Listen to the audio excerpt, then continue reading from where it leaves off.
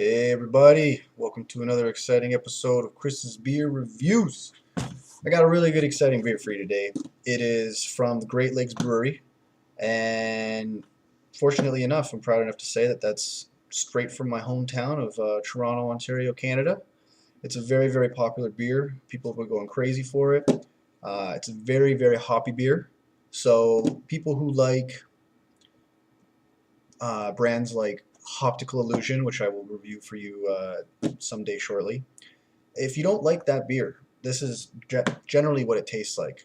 Uh, I will I will add though, it is hoppier than this beer. It just gives you an example of what you're going to be getting yourself into. So straight up, you know what you're getting yourself into. You saw the YouTube title. I'm bringing out the Devil's Pale Ale 666. Hence the reason for me wearing this shirt, even though it's backwards in order for me to get this information across to you.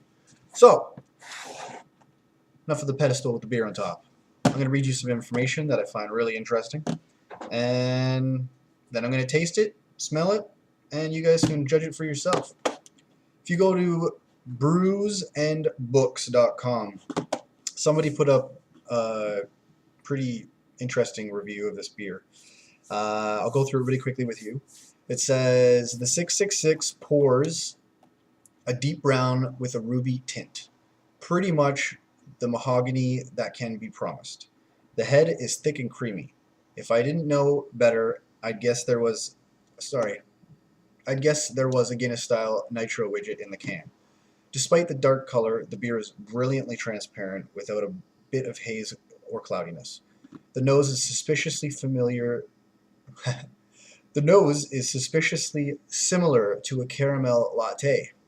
Sounds interesting. A kind of candy sweet maltiness backed up by the seriously resiny hops. There are also some plum and raisin, and a bit like the nose of an Ace Bach. I should have read that sentence before I read this one. I know that the 666 is classified as an English pale, but there are a lot more style amalgamation going on here. From the look and aroma, it's more of a brown IPA Eisbach love child. I'm sorry, I don't know what Eisbach means. This is the second time I've read something and I'm telling you guys I don't know what it means. I feel pretty dumb right now. Another quick tidbit from the Great Lakes Brewery themselves.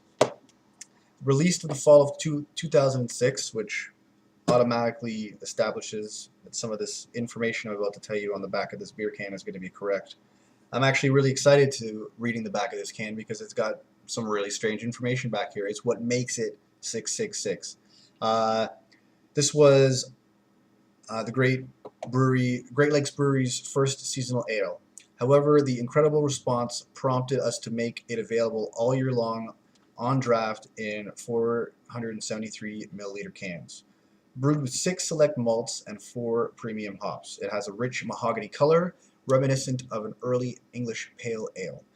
The wonderfully hoppy aroma is revealed even before your first sip, followed by a hearty, malty body and culminating with a pronounced bitterness. Prepare yourself for a devilishly good time. It also achieved the 2009 silver medal for the Ontario Brewing Award Company. Now, I'm going to get to the interesting part of this. I'm going to read the back of the can to you. Not only is the initial title, "The Devil Made Me Brew It," going to catch your eye, but I'm going to put this can up really, really close and I'm going to show you some of the really information that I'm reading on the back of the can here. Once again, this is what makes this 666 beer. There you go. 666 kilograms of malt, 666 kilograms of hops, 66.6 minutes of boiling, 6% ABV, and 6.6. 2006 is the date of conception. So this beer is going to be very, very, very interesting. First of all, I'm going to remove this pedestal. I'm going to get right on to the glass, and we're going to get to the smell, and we're going to get to the taste right away.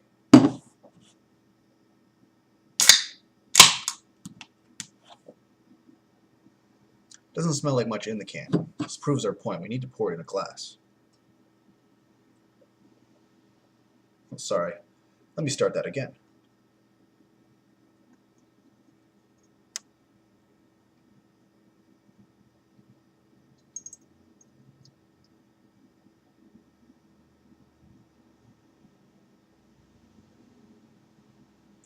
All right. Clearly, this beer has a lot of head. I wasn't even pouring it in properly, and we got, what, 3 fingers of head going on here. Wait, no, it's like my last review. 3 1/4. You can clearly see that it has that amber finish to it. Where's the sunlight? Wish I had a better sunlight view for you all. You can clearly smell the hops. You can smell that bitter taste that's going to be coming after it. You can tell that the head is very creamy. It's got that caramel looking finish that the review was talking about. You know, I only regret not having my flashlight so I could really throw it right through the glass for you to show you exactly what we're dealing with here. So yeah, here it goes. Beer everybody's been anticipating.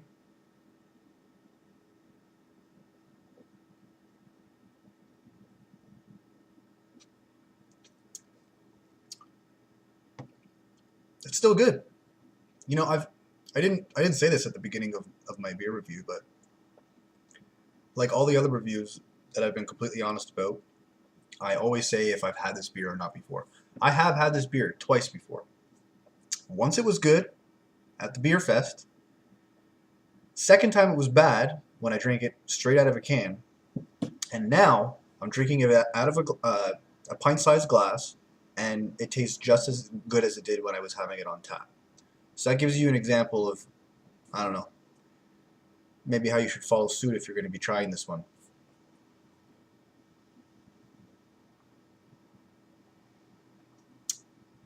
It has a very thick body. It tastes stronger. It tastes more like an 8% beer. It's actually really interesting. I'm getting closer to the bottom of the glass now, and the light amber color is already starting to come out more.